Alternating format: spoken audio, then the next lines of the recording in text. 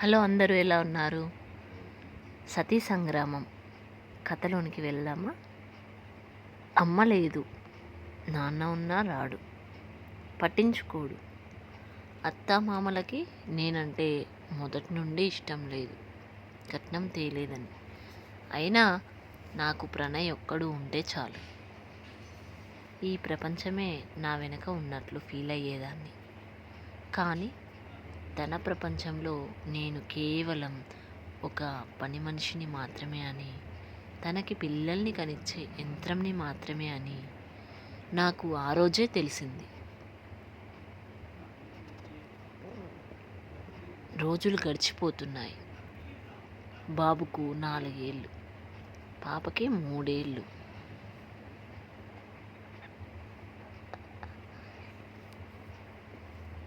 ఆ రోజు కూడా ఎప్పట్లాగే పని అంతా పూర్తి చేసుకుని పిల్లలిద్దరికీ కథ చెప్పి నిద్రపుచ్చాను.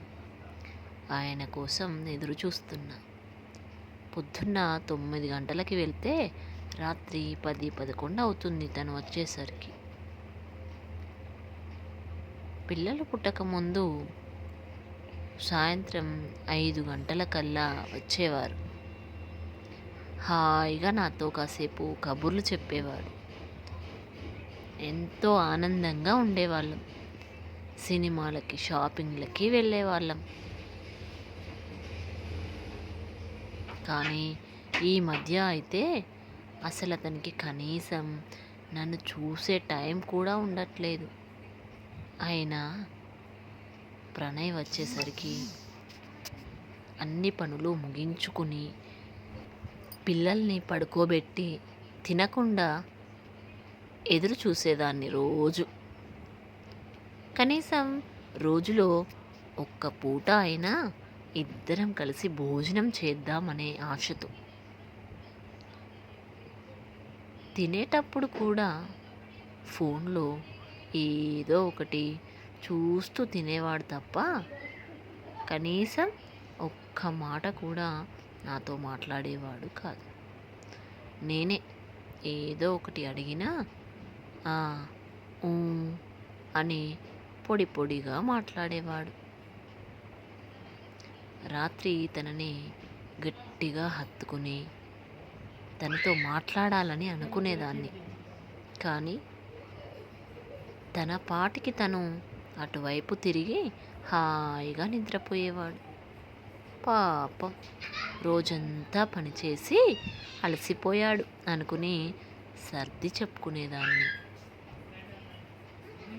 కానీ ఆ రోజు తను పడుకున్నాక తన ఫోన్కి ఏదో మెసేజ్ రావడం గమనించి అనుకోకుండా చూశాను.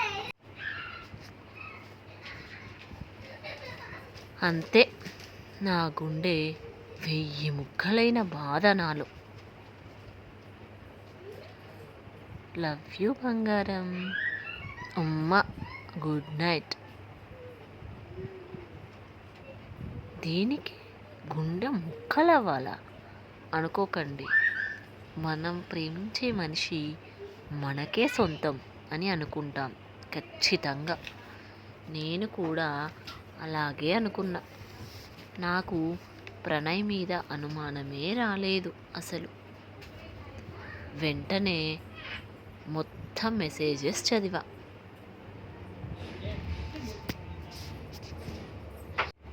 తను అన్నం తింటూ కూడా ఫోన్లో ఆమెతో చాట్ చేస్తున్నాడు. వాళ్ళిద్దరి మాటలని బట్టి వాళ్ళు స్నేహితులు అయితే కారు అని నాకు క్లియర్గా అర్థమైంది. తను ఎందుకు లేట్గా వస్తున్నాడు, హాలిడే రోజు కూడా ఇంట్లో ఎందుకు ఉండట్లేదో నాకు అర్థమైంది. ఆమె ఫోటోలు కూడా ఉన్నాయి ఫోన్లో. నేను పెళ్ళి కాకముందు ఎలా ఉన్నానో అలా ఉంది తను ఇప్పుడు. అందుకే తన వెంట పడుతున్నాడా? ఇలా ఆలోచిస్తూ వాళ్ళ చాటింగ్, వాళ్ళు కలిసి దిగిన ఫొటోస్ చూస్తూ రాత్రంతా ఏడుస్తూనే ఉన్నా. తను చిన్నప్పటి నుండి ఒంటరితనం అలవాటు చేసుకున్నప్పటికీ ప్రణయ్ పరిచయంతో ఒంటరిని కానని, తనకంటూ ఒక తోడు ఆ దేవుడు పంపాడని ఎన్నో కలలు కన్నది. కానీ ఈరోజు తను మళ్ళీ ఒంటరిదాన్ని అయిపోయినట్లు చాలా బాధపడింది. బాధ అనే పదం చాలా చిన్నది అవుతుందేమో. నేను పొందిన వేదనకి, నేను అనుభవించిన నరక యాతనకి దేవుడా, నేను ఏం పాపం చేశాను? నా జీవితంలో నాకంటూ ఉన్న ఒకే ఒక్క మనిషిని కూడా నాకు కాకుండా చేశావు ఎందుకు?